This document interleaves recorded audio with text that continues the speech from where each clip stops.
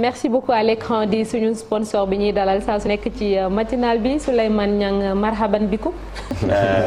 Shukran mooy bienvenue. Shukran mooy merci. parce que namoon nañ la maa ngi doon xool ndax namoon nañ la ci pulaar wala ci wolof. noo tontoo rek baax na noo tontoo baax na.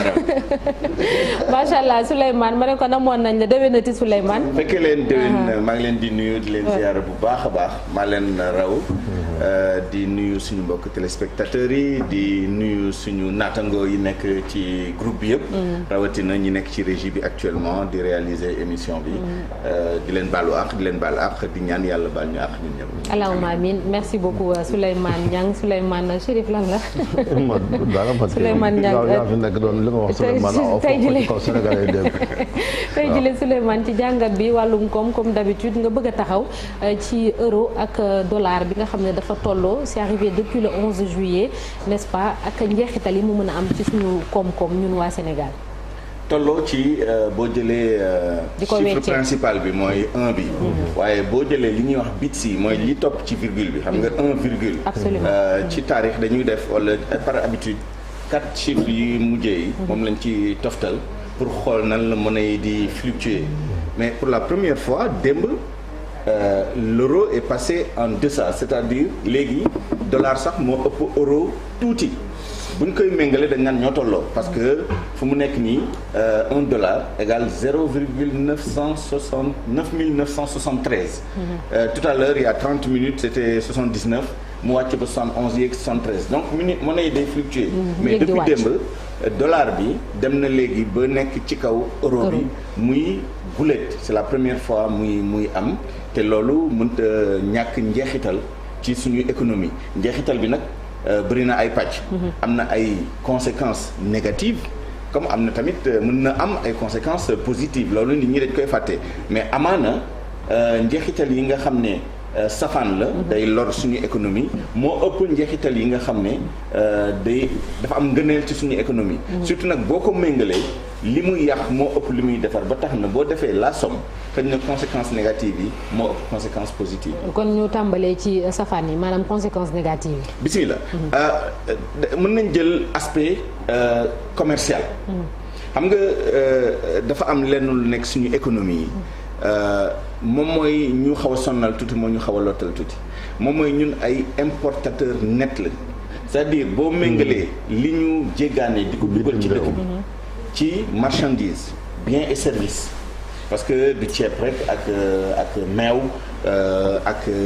diwlin ak yeneen il y a aussi les services transport bi transport aérien transport maritime assurance yi et cetera yooyu yëpp dañ koy importer parce que booy importer benn produit yaa ngi importer coût assurance et frais donc yooyu yëpp boo ko boolee nga méngale ko ak li nga xam ne ñun dañ koy jaay bitim réew suñu or suñu zircon ak yeneen suñu produit agricole ak yenn services yi ñuy def yi aussi li ñu jéggaane moo ëpp fuuf de l'ordre de 50%. c'est-à-dire boo jëlee li ñuy jéggaane mu tolloog à peu près 4000 et quelques milliards ñun lu ñu exporté ay 2000 et quelques milliards lay nekk presque moitié bi rek lay nekk donc on est exportateur net te loolu bu amee ñun lu ñu jéggaane dañ koy jënd ci ay monnaie yu bëri mais la principale monnaie bi nga xam ne moom la ñuy defee commerce international c'est le dollar américain. donc bu demee ba dollar bi yokku ça veut dire que li ñuy jëndee tamit day yokku rawatina nag pétrole ak gaz produits énergétiques yi ak les produits alimentaires parce que yooyu mooy ñaari postes yi nga xam ne bu ngeen xoolee sax inflation bi loolu moo ko porté sont les prix de l'énergie et les prix des denrées alimentaires te ñun loolu dañ ciy jéggaane lu bëree bëri te lu bëri dañ koy jënd ci dollar même bu dee du état bi moo koy jënd directement même bu dee état bi du jënd directement aussi sur les marchés ñun dañuy jënd ci ay négociants ay négociants yu def négoce de pétrole de produits énergétiques wala de produits alimentaires mooy ñi ñuy tuddee importateurs les importateurs de riz et cetera mais ñooñu dañuy utiliser suñu ay réserves en devises étrangères pour jënd sur le marché donc somme toute li ñuy jënd à l'étranger en dollars bëri na ba nga xam ne bu dollar bi yokkoo day am njeexital ci suñuy économie day am njeexital tamit suñu prévision yi ñu def yi suñu budget dañ koy def sur la base quand même d'hypothèse dañuy def hypothèse ñaata le baril pétrole war a mën a jar ci année bi en tenant compte li nga xam ne mën nañ ko anticiper en termes de conjoncture en termes de situation géopolitique et cetera est-ce que day yokku est-ce que day wàññeeku bu yokkoo fa lay yem ak yi ni mel dañuy def aussi hypothèse ci dollar ñaata la toll pour ñu mën a xam ñun suñu charge état notamment en ce qui concerne li ñu jëflanteel ak bitim réew ci monnaie boobu nan lañ ko mën a xayma ci suñu biir budget bu demee nag ba yokk bi jéggi yenn dayo yi amaana dina laaj bu ñu demee ba ci biir ñu reconsidérer hypothèse yooyu ça veut dire quoi ça veut dire xoolaat suñu budget est-ce que li ñu nattoon jéggi na benn dayo bi ba nga xam ne day laaj léegi ñu am loi de finances rectificative par exemple et cetera donc loolu li ci gën a tar daal ci njeexital yi nga xam ne c'est un peu négatif moom mooy njëkk yi ñu jëndee à l'étranger dans cette devise là day yokku ba nga xam ne day changer suñu ay prévisions il faut savoir aussi que ñun dañoo bokk ci benn communauté monétaire muy CFA mu am benn banque centrale boo xam ne moom mooy gérer suñu ay devises donc heureusement d'ailleurs parce que dañu mutualiser ça veut dire quoi ça veut dire que selon les derniers chiffres de la BCEAO am nañu ay réserves yoo xam ne mën nañu assurer 5 mois virgule 2 ci ay importations alors même paramètre boobu day changer parce que ñoom bu ñu natt suñu ay importation dafa am ay moyens yi ñuy jël pour xam li ñu am ci ay devises actuellement ñaata la mën a importer mais bu nekkee ni devise bi valeur am dafa yokk par rapport ak ñun suñu monnaie wala ñun suñu monnaie d'ancrage parce que en l'occurrence suñu monnaie d'ancrage moom moo affaiblir suñu monnaie aussi CFA affaiblir na par rapport ak yeneen monnaie notamment de la sous-région mais restons sur notre monnaie d'ancrage mooy euro bi bu boobaa il faut que BCEAO aussi calculer waat pour xool sur la base de cette augmentation est-ce que léegi 5,2 mois la ñu am importation est-ce que yéen ko est-ce que dematul ba ay 4 et quelques loolu tamit ay njeexital la yoo xam ne ay yu sew yu nekk ci augmentation wala parité bi nga xam ne moom la ñu egsi léegi diggante euro ak dollar du dollar moo yokku euro moo wàññi yokk bi am jamono ji ci njëg yi ndax mën nañu xalaat yokkub dollar googu def am répercussion ba njëg yi gën a yokkaat ba askan bi gën a loof absolument day am parce que moom mooy double impact bi nga xam ne day am c'est-à-dire euro dafa baisser en même temps que inflation bi di yéeg bien que banque centrale yi ñu ngi jël ay mesures pour yokk seen taux directeurs yi pour lutter contre l'inflation yooyu yëpp mu ngi fi mais effectivement pour répondre court moom mooy que ni loolu day ñëw yokk ci xar bi karaw c'est-à-dire non seulement monnaie bi nga xam ne mooy suñu monnaie d'ancrage baissé na par rapport ak dollar mais njëkk yi di gën a yokk sur le marché international on parle pas de l'inflation interne on parle de l'inflation bi nga xam ne moom moo nekk ci àdduna bi yëpp xam nañu les causes la guerre en Ukraine les ruptures ci chaîne d'approvisionnement bi l'augmentation des prix des denrées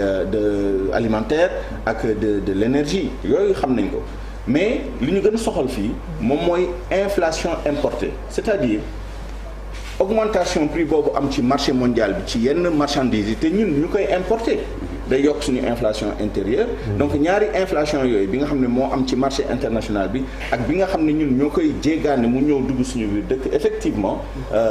day ñëw yokk ci xar bi karaw par rapport ak augmentation bi parce que bu dollar bi yokkoo rek ça veut dire que lu ñu doon importer ci inflation tamit day gën a yokku parce que les prix à l'international augmente d'autant. mais est-ce que dina am ngëneel nag parce que comme ñu ngi doon wax conséquences yi lan lañ ci mën a gagner bu fekkante ni par exemple ñu leen exporter. alors première chose wax naa ko ñun dañu importer di exporter donc bu ñu exporter aussi sur yenn produits yu gën a bëri ak ci yenn destinations yi dollar la ñu jaayee suñu ay yenn ñun bu ñuy jaay Chine zircon wala ñu jaay or Australie wala Suisse et cetera. En général en dollar once or en dollar lañ ko valoriser 1800 et quelques dollars l'once d'or donc boo koy jënd di ko jaay en dollar la nga koy xayma donc ñun dañu exporter or dañu exporter zircon dañu exporter leneen ak leneen te bu ñu koy exporter à moins que muy dem par exemple dans la zone euro. puisque ñun suñu monnaie d'ancrage euro la. parce que loolu tamit moo tax euro ba léegi nii le débat sur le CFA day ñëwaat en filigrane. par rapport ak augmentation wala baisse dollar bi. augmentation dollar baisse euro bi parce que xëy na. am nañ stabilité bu nekkee dañuy jëflante ak yenn dëkk yoo xam ne zone euro la c'est-à-dire euro lañ leen di fayee euro la ñuy fayee bu boobaa stabilité baa ngi fii parce que parité fixe la. waaye bu ñu génnee zone boobu di jaay en dollar yeneen destination bu boobaa. bu dollar bi yokkoo ñun li ñuy am ci li ñuy jaay day yokku. toute chose égale par ailleurs bu nekkee ni prix yi fluctué wul parce que tamit am na corrélation mën na nekk ni bu dollar bi yokkoo prix yi mën na wàññeeku. bu boobaa avantage bi nga waroon am ci yokku dollar bi da nga koy ñàkk ci prix bi nu muy wàññeekoo donc amul une réponse fixe par rapport à ça il faut que toute chose soit égale par ailleurs c'est-à-dire que dara bañ a changer ci leneen li pour nga mën a xayma ni mën nga am avantage ci dollar bi yokku ci li ngay jaay en dollar loolu benn la beneen bi mooy compétitivité économie Sénégal ma jox la benn exemple mooy tourisme tey jii am na ñoo xam ne duñ ñëw Sénégal lu tax parce que Sénégal dafa cher. absolument boo jëlee nga ne Sénégal boo fa demee il faut amener 2000 euros pour nga mën a am un séjour de 10 jours par exemple nga am beneen dëkk boo xam ne. avec autant d'argent mën nga am un mois. wala mën nga am avec la moitié de cette somme. même durée bi au Sénégal doo ñëw Sénégal. Oui. Par contre bu demee ba dollar ëpp euro. bu boobaa américains yi ak ñëpp ñi nga xam ne dollar la ñuy utiliser. pour jënd suñu ay services muy hôtellerie muy transport muy leneen wala jënd suñu ay biens ak i marchandises. muy produits alimentaires muy énergie et cetera bu boobaa dañu commencer compétitif. donc loolu benn ci njeexital yi nga xam ne am na ci yokkute dollar bi wala wàññeeku am na ñoo xam ne et c'est ça qui manque un peu ci suñuy économie. flexibilité boobu. xam nga boo amee parité fixe ak euro. sa politique monétaire day dépendre ci politique monétaire BCE. Banque centrale européenne. lan moo tax euro bi wàññeeku moom mooy que ni premièrement Europe ak yeneen puissance économique yi nekk ci àdduna bi dañoo dem ba ci yàgg bokkatuñu jëmukaay. parce que boo xoolee diggante mai ba mi-juin. dëkk yu mag yëpp muy États-Unis Canada muy Angleterre et cetera ñoom ñëpp dañoo relever seen taux directeur pour lutter contre l'inflation taux directeur yi moom mooy taux yi nga xam ne moom la banque centrale yi di refinancer les banques commerciales et cetera en général 2 taux la ñun fii suñu taux yi c'est 2,25 actuellement et 4,25 à la BCEAO américains yi yokk nañ anglais yi yokk nañ am na ñeneen ñu yokk fekk seen yokk tamit demeewul noonu mais Europe juillet la ñu prévoir yokk seen taux directeur te ñoom li ñuy yokk li 0,25 point de base ñeneen ñi li ñu yokk moo ko ëpp américains yi 0,75 point de pourcentage wala 75 points de base la ñu yokk seen taux directeur ça veut dire que bi ñu demee ba am divergence côté boobu foofu nag le rapport de force bi entre monnaie yi commencé fluctuer looloo indi donc on peut anticiper que bu Union européenne appliquer augmentation de ses taux directeurs xëj na rapport bi dina inversé waat mais en attendant puisque nit ñi duñ jënd à l'année presque essentiellement li ñuy jënd sur le marché international muy des biens et services ou que ce soit autre chose des devises wala des taux de change wala et cetera c'est au jour le jour à la semaine au maximum au mois tey booy jënd pétrole wala gaz sur le marché international les contrats c'est un mois livraison jour J plus 30 jours wala plus 45 jours et cetera donc fii ak taux euro bi di yéegal xëy na à la faveur des mesures de la Banque centrale européenne ñun on va subir les conséquences sauf et c'est là où on a besoin tamit xarañte bu bëri ci gestion suñu monnaie yi xarañte bi mu ngi fi à la Banque centrale am nañ salle de marché xam nañ lu ñuy def xam nañ tous les instruments les swaps les contrats à terme et cetera yooyu yëpp xam nañ ko ak gestion politique monétaire à travers les taux à travers crédit bi ñuy def à l'économie et cetera non c'est pas ça ce qui est important moom mooy puisque du toujours état yi ñooy jënd SAR mooy jënd en général. di importer ay bateaux énergie et cetera c'est une société privée disons-le comme ça. d'accord dafa laaj ñu am ay compétences pour xool nan la ñu couvrir risque fluctuation monnaie yooyu. ça dépend aussi ñun yan conditions la ñuy jaayee je vous donne l'exemple du pétrole et du gaz. ñun suñu gaz pré-vente lañ ko def jaay nañ ko BP marketing. d'accord à quel prix lañ leen ko jaayee à quel taux du dollar lañ leen ko jaayee. yan clause de stabilité la ñu am wala ñun la ñu nangu parce que ñi nga xam ne dañuy jënd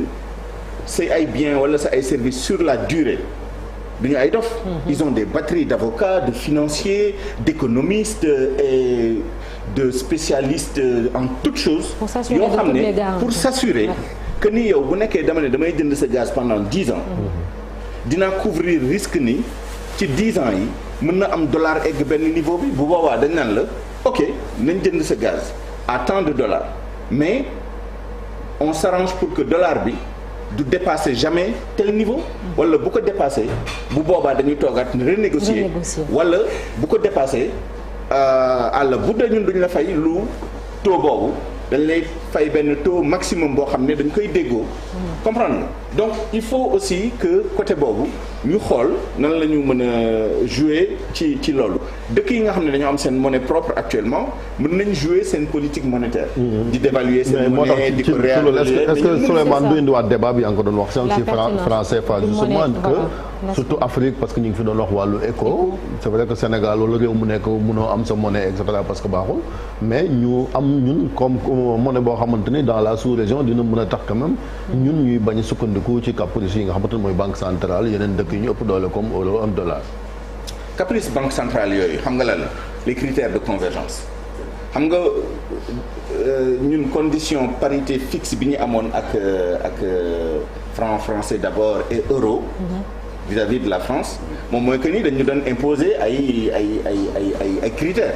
d'abord dañuy ñëw toog suñu conseil d'administration di ñu surveiller ba pare demande ñu dans un premier temps c'était 65% après ñu dem ba 50% de nos réserves de change ñu dem dugal ko ci compte d'opération bi nekk trésor français léegi yooyu yëpp dindi nañ ko mais les critères de convergence sont là c'est-à-dire dañu encadrer seen inflation warul dépasser lii seen masse salariale warul dépasser lii ci seen PIB wala ci seen ay importation et cetera comprendre loolu dindi nañ li nga xam ne moo gënoon tax nit ñi di kaas ay way lu tax ñu jël suñu xaalis suñu devise di ko def seen compte d'opération et cetera mais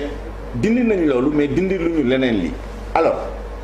la question se pose aujourd'hui parce que kenn mënatul respecter les critères de convergence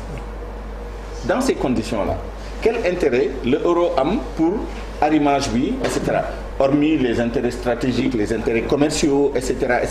ak stabilité bi nga xam ne ñoom soxla nañ ko ci suñu ay monnaie parce que ñoom seen économie dafa yëbb ci suñu économie ñoom dañoo soxla ñu am monnaie yu stable yoo xam ne mën nañ jëflante ak ñun te duñu courir trop de risques de change alors ça pose une autre question est-ce que yeneen dëkk yi nga xam ne nokk ñu ci zone franc CFA am nañ discipline bi nga xam ne ñun soxla nañ ko pour jëflante ak dëkk yi nga xam ne ñoom la ñu amal accord yooyu c'est pas forcément le cas je vous donne deux pays le Nigeria ak le Ghana seen inflation Nigeria Ghana ils sont à 19%. Je pense Nigeria man 19%, Ghana 23%. Inflation. Ñun en zone franc CFA, on est selon la BCEAO à 6,4% et on espère que l'année prochaine on sera à 5,2%. Boo xoolee ñoom seen taux,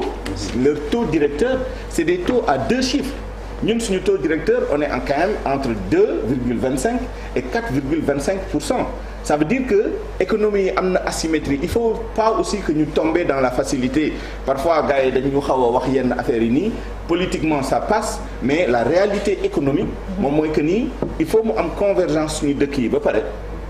ñu mën a am politique monétaire commune. Après maintenant on peut faire le choix du Nigeria, du Ghana, de la Sierra Leone, du Libéria. Soit dit en passant, le CFA a baissé par rapport à ces monnaies-là. Donc il faut pas penser que ñu ñoo leen gën. suñu monnaie dafa baisser par rapport à l'essentiel de ces monnaies, à l'exception du cedi ghanéen et du léon sierra léonais. mais yeneen monnaie yëpp y compris dalasi bu Gambie ak franc guinéen suñu CFA bi dafa baissé par rapport en un an dafa baissé par rapport ak monnaie yooyu donc c'est un sujet relativement compliqué qui demande beaucoup de choses maintenant suñu profil dëkk yi du benn boo jëlee Côte d'Ivoire exportateur net la dañuy exporter rek donc ñoom situation bi dina leen arranger bu nekkoon dañoo am seen monnaie bopp ak seen politique monétaire bopp mais il se trouve qu'ils sont dans une communauté ñoom lu ñu gagné ci côté boobu moom mooy permettre yeneen dëkk yu mel ni ñun nga xam ne ay importateurs net lañ bu nekkoon dañoo yore suñu monnaie bopp il aurait fallu que ñu ajuster tuuti mais puisque ñun ñëpp ñoo bokk réserve de change li nga xam ne Côte d'Ivoire xëy na dina ko jural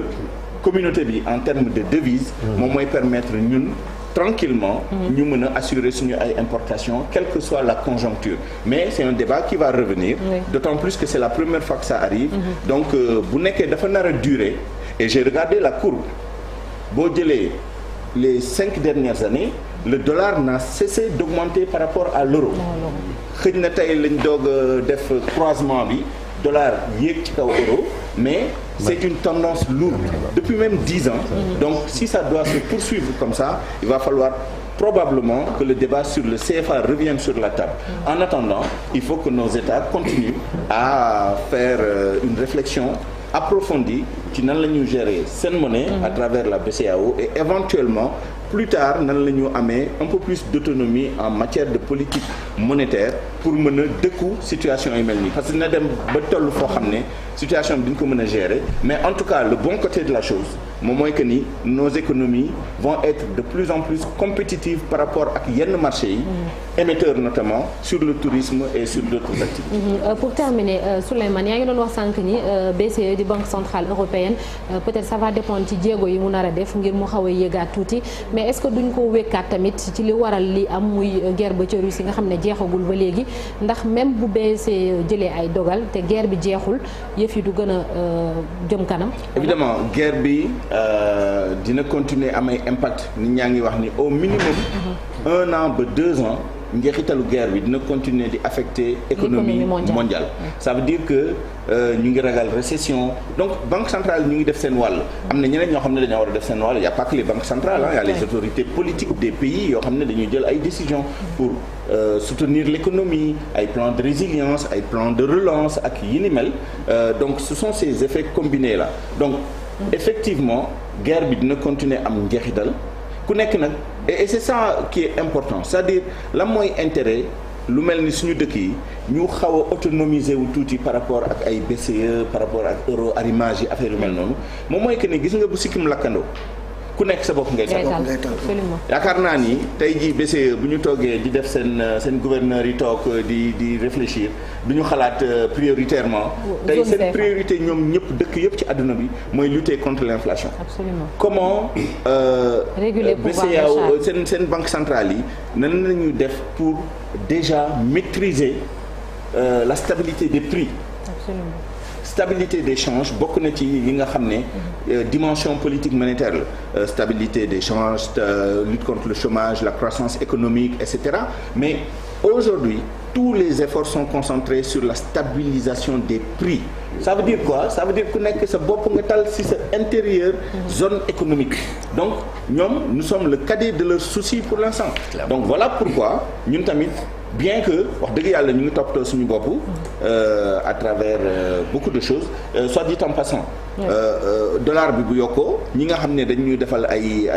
appui budgétaire wala des dons projets dons programmes et cetera c'est libellé en général en dollars. Banque mondiale jox nañu 120 milliards je pense récemment c'est libellé en dollars donc mais loolu ça ne représente rien par rapport au budget global du Sénégal.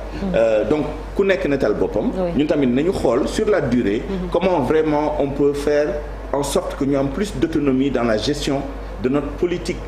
monétaire. Bien que BCEAO mu ngi fi di ko toppatoo mais BCEAO dafa am lu ko tënk aussi. Donc nan la ñu mën a coordonner davantage avec les autres acteurs de la sous-région yi am yeneen monnaie yi et loolu ça passe par une monnaie communautaire un peu plus large au niveau de la CEDEAO et plus seulement au niveau de l'UEMOA. C'est un point important. La guerre va déterminer ban choix politique monétaire la ñuy def dans les années à venir. Si on risque d'avoir un plan Marshall bis ou pas. Merci beaucoup. On verra bien.